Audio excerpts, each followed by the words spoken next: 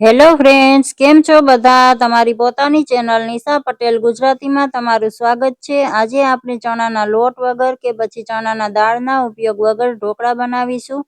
Instant dhokla બનાવીશું friends. આમાં આપણે ઈનો કે પછી સાઇટ્રિક એસિડ એટલે કે લીંબુના ફૂલ કે દહીં કંઈ પણ યુઝ નથી કર્યું। એકદમ સોફ્ટ એવા ઢોકળા જાળીદાર બનીને તૈયાર થાય છે, તમે જોઈ શકો છો। તો ચાલો પૂરી રેસીપીને જોઈ લઈએ। તો આપણે હવે ચણા દાળ કે ચણાનો લોટ નથી યુઝ કરતા, તો મેં આ મગની દાળ લીધી છે, અડધો કપ મગની દાળ લીધી છે, આ રીતની ફોતરા વગરની દાળ। આપણે આને પણ પલાળવાની પણ જરૂર નથી ફ્રેન્ડ્સ, આપણે આને કોરી દાળમાંથી જ ઢોકળા બનાવીશું।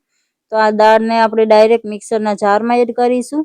આને મેં ભીના કપડાથી લૂછીને સાફ કરી લીધી હતી, કારણ કે આપણે એને ધોવાની નથી। તો હવે આને બારીક એવું પીસી લેશું અને આ એક મિક્સિંગ બાઉલ લઈ લીધું છે, એમાં આપણે આવી રીતની ચાળણી રાખીને આપણે લોટને ચાળી લેશું। ફ્રેન્ડ્સ, ચણાના લોટના ઢોકળા ઉનાળામાં પચવામાં બહુ ભારે પડે છે, તો આપણે આ રીતે ઢોકળા બનાવ્યા છે। આમાં કોઈ પણ તમે ઘરના વડીલોને કે ગમે તે પણ ખાઈ શકે એવા આપણે ઢોકળા બનાવ્યા છે। આમાં શરીરને નુકસાન કરે એવી કોઈ પણ વસ્તુનો આપણે યુઝ નથી કર્યો। હવે આપણે જેટલી મગદાળ લીધી હતી એટલી જ, એટલે કે અડધો કપ મેં સૂજી લીધી છે, એ પણ આપણે આમાં એડ કરી દેશું। અને હવે ટેસ્ટ પ્રમાણે નિમક એડ કર્યું છે મેં, અને હવે આ ગરમ પાણી લીધું છે, થોડું થોડું એડ કરતા જઈશું અને આપણે આનું બેટર બનાવીને તૈયાર કરીશું। એકવારમાં મેં અડધો કપ પાણી એડ કરી દીધું છે, જરૂર પ્રમાણે પાણી એડ કરતા જઈશું। ફ્રેન્ડ્સ, તમે મારી ચેનલને હજુ સુધી સબસ્ક્રાઈબ ન કરી હોય તો પ્લીઝ ચેનલને સબસ્ક્રાઈબ જરૂરથી કરી દો અને બેલ આઇકનને પ્રેસ કરી દો, જેથી કરીને મારી નવી વિડીયોની નોટિફિકેશન તમને મળતી રહે। તો આપણે આમાં સૂજી એડ કરી છે, તો બેટર થોડું હલકું એવું પાતળું જ રાખીશું, કારણ કે સૂજી પાણી સોખી લેશે અને બેટર ઘાટું થઈ જશે। તો આમાં ટોટલ મારે 1 કપ આખો અને થોડું વધારે એવું 1/4 કપ જેટલા પાણીની જરૂર પડી છે, અને આ રીતનું આપણે બેટર બનાવી લીધું છે। હવે આને સાઈડમાં રેસ્ટ માટે રાખી દેશું। આ મિક્સરનું જાર લઈ લીધું છે મેં પાછું, એમાં 2 મરચી એડ કરી છે।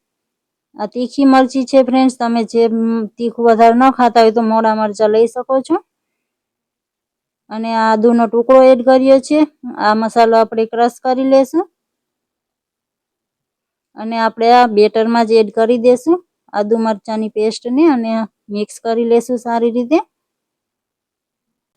તો હવે આપણું બેટર રેસ્ટ કરે છે ત્યાં સુધીમાં આપણે ચટણી બનાવીને તૈયાર કરી લેશું ઢોકળા માટેની। તો આ મેં નાળિયેરને ગરમ પાણીમાં પલાળી દીધું હતું 5 મિનિટ માટે। સૂકું નાળિયેર જે આવે છે, નાળિયેરનું છીણ આપણે કહીએ છીએ, ડેસિકેટેડ કોકોનટ, એ લીધું છે મેં। તમે આની જગ્યાએ લીલા નાળિયેરનો પણ ઉપયોગ કરી શકો છો ફ્રેન્ડ્સ, પણ લીલું નાળિયેર હંમેશા ઘરમાં હોતું નથી, તો હું આ રીતનું નાળિયેરને રાખું છું ઘરમાં અને આ રીતે યુઝ કરું છું। આનું પણ સારું રિઝલ્ટ આવે છે ફ્રેન્ડ્સ, સેમ એવી જ ચટણી બનીને તૈયાર થાય છે। ટેસ્ટ પ્રમાણે નમક એડ કરી દેશું અને લીલી મરચી એક એડ કરી છે મેં। અને હવે આ 2 ચમચી જેટલા દાળિયા, જે શેકેલા ચણા આપણે કહીએ છીએ, એ લીધા છે, એ થોડા એડ કરીશું। તમે આની જગ્યાએ સિંગદાણા પણ લઈ શકો છો, જે પણ તમને પસંદ હોય એ લઈ શકો છો। ફ્રેન્ડ્સ, આ ચટણીમાં પણ આપણે ખાંડ પણ એડ નથી કરી અને ઢોકળામાં પણ આપણે ખાંડ એડ નથી કરી। તમે આ રેસીપી કોઈ પણ ઘરના વડીલો, બાળકો કે પછી ડાયાબિટીસ પેશન્ટ માટે પણ બનાવી શકો છો ફ્રેન્ડ્સ। હવે આમાં મેં ફ્રેશ દહીં એડ કર્યું છે, 2 થી 3 ચમચી જેટલું આપણે દહીં એડ કરીશું। આ રીતે ચટણી એકવાર બનાવીને ટ્રાય જરૂરથી કરજો ફ્રેન્ડ્સ, બહુ જ ટેસ્ટી ચટણી બને છે અને ઘરના જ બધા સામાનથી ચટણી બની જાય છે। થોડા એવા મેં આમાં ફ્રેશ લીલા ધાણા એડ કર્યા છે, તો એ આપણે એડ કરી દેશું અને હવે ચટણીને પીસીને તૈયાર કરી લેશું। જરૂર પ્રમાણે પાણી એડ કરશું અને આ રીતની ચટણી મેં બનાવીને તૈયાર કરી લીધી છે। હવે આને સાઈડમાં રાખી દેશું આપણે, અને આ સ્ટીમરની પ્લેટ લઈ લીધી છે, એમાં તેલ એડ કરીને આપણે સારી રીતે ગ્રીસ કરી લેશું।